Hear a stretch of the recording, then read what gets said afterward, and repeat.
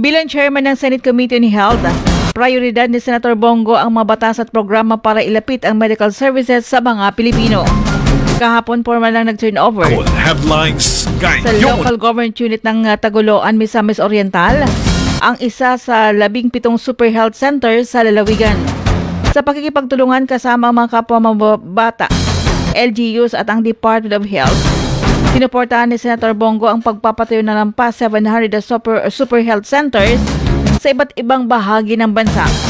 Ang mga super health center ay medium type na polyclinic kung saan maaaring mag-avail ng medical services tulad ng paanakan, laboratory at x-ray nang hindi na kailangan magbiyay ng malayo ang mahihirap na mga residente.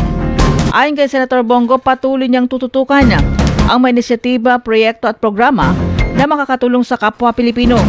Naniniwala raw si Senator Go na ang serbisyo ay dapat walang pinipili basta para sa ikabubuti ng lahat ng Pilipino.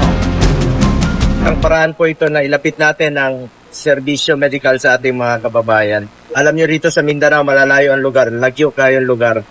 Malayo ang ospital, 2 oras ang biyahe. Ngayon, meron na silang sariling super health center. Maraming salamat, Senator Bongo, sa iyong inisyatibang yan. Ako,